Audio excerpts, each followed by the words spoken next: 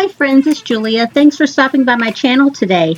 Today I'm sharing a couple of cards that I put together with my Halloween 2019 stash kit. And so you're seeing me there. I'm pulling out some supplies. I've got the makings for the cards, but I have my stamps and I wanted to pull out some inks to go with.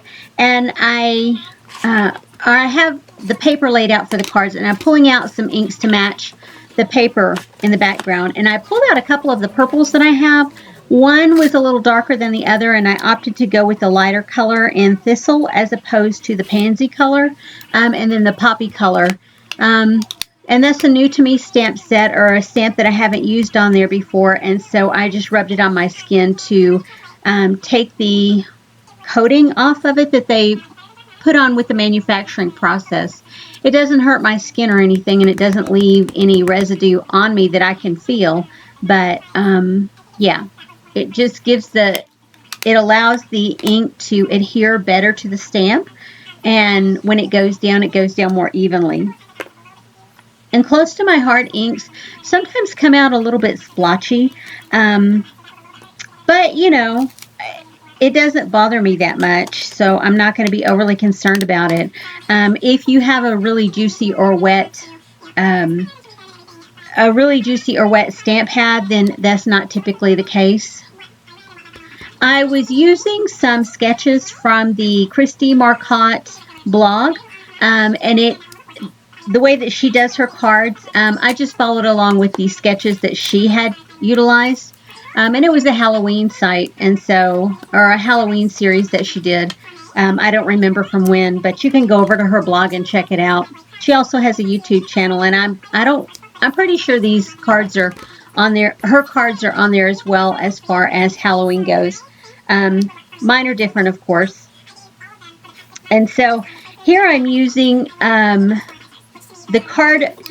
Like I said, the white background is going to be my sentiment, and then I'm going to layer that up onto black. I layer my cards like she does, my papers and such, because I think it gives it a much more finished look, and I love that look.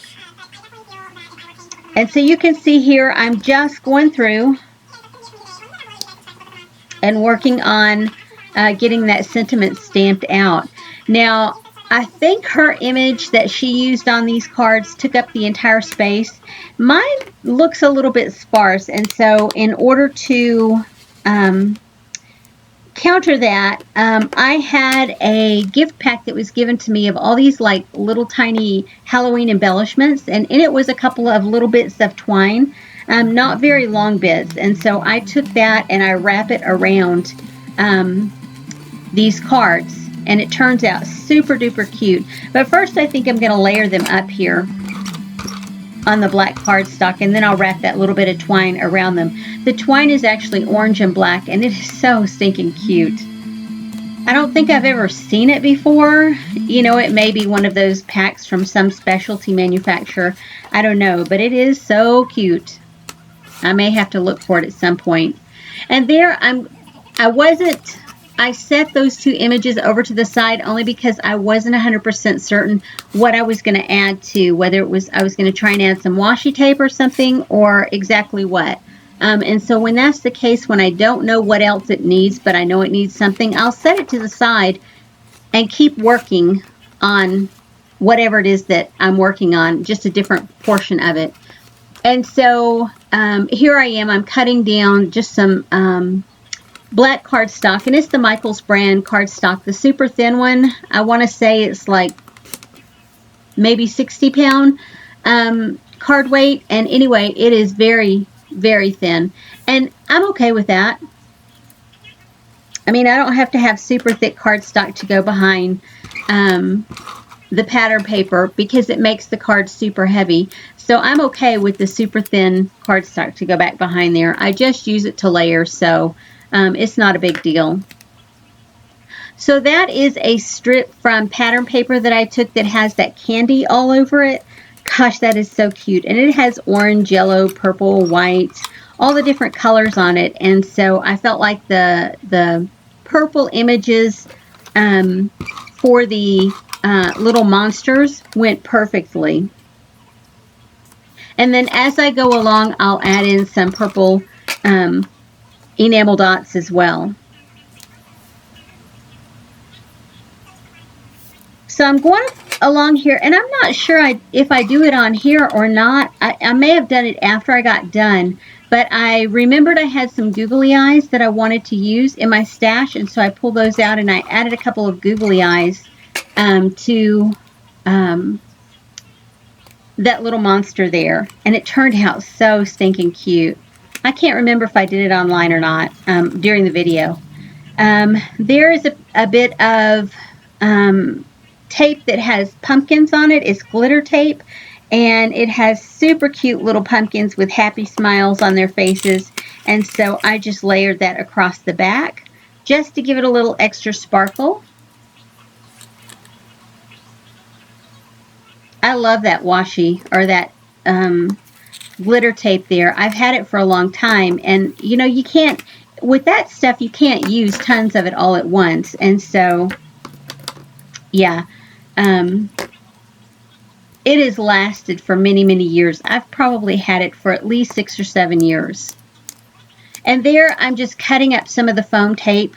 And guys, I really thought this is one of those knockoff brands from Amazon, and I really thought it was goopy and sticky and didn't work right because I was using my Cutter Bee scissors, the Teflon coated Cutter Bee scissors, to cut it off. And it turns out I think it was those scissors, because I got these new ones from Fiskars that are Teflon coated, and I'm not having any problem with it whatsoever. So yeah, it may be worth the investment because it only cost pennies on the dollar, if you will, compared to the 3M tape. But I did just go by, they had a sale at Blick where I buy my 3M foam tape, and I did get a couple of rolls there. So, you know, I felt okay about that. But in the event that I run out in the next century, because I bought 2 of the big rolls of the 3M, I will get another roll of this white. It is worth the money when you have the appropriate scissors. And there you can see those are where I'm putting the little bit of twine there. And I had them stuffed down in my bowl. And that's typically where I keep just randomness, bits of pattern paper and paper piecings and all of that. So my card fronts are done now. Oh, almost done. I'm going to put some of these purple enamel dots on there, and they are glittery, so it is perfect for this card.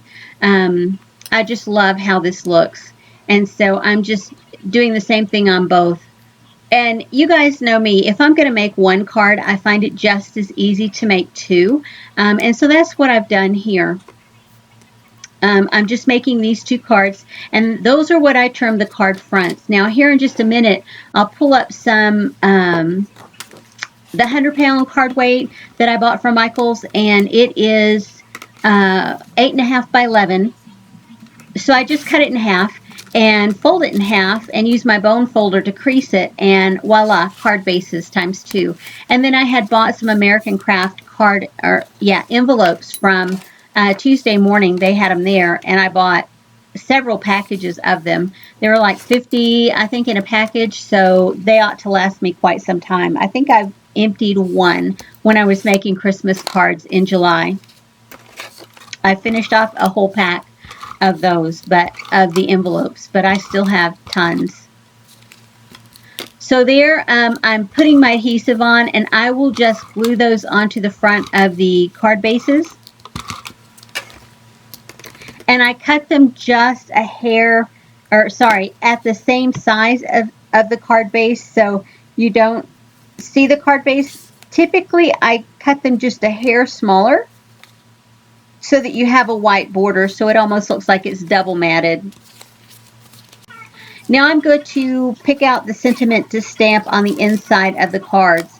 And I chose one that says, have a monstrous Halloween. And I'm just going to stamp that right on the inside. And these turned out so cute because I put a little bit of the washi tape, the smiley pumpkin washi tape on the inside as well, or glitter tape, if you will. It's not necessarily washi, but it's what we in the States had before they had washi tape. We had these rolls of tape from different companies like Recollections and Hobby Lobby, Paper Studio. Close to my heart, they came out with these tapes and such that were on a backing or had a backing to them. And I just add those right in. Don't you love that official measurement there?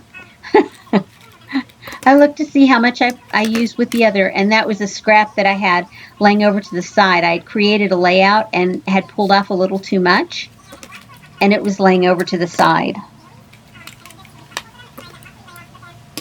So I'm glad I finally got that used. And so there's the cards, and I'll set those aside. And I typically will always decorate or do something to my envelopes. In this case, I pulled out one of the, oh, they actually look like little Pac-Man. You can put arms and legs. The stamp set comes to put arms and legs on them, but I chose not to. I just left them looking like the little Pac-Man blob. And so I tried to do that, I think it's called a rock and roll technique, where you stamp one color, which was the orange, and then I rolled it in the purple to see, you know, what it would look like. And they actually turned out pretty cute. I don't have any complaints. They definitely look like they have more than just one color. And so that's all I do on the front of that envelope.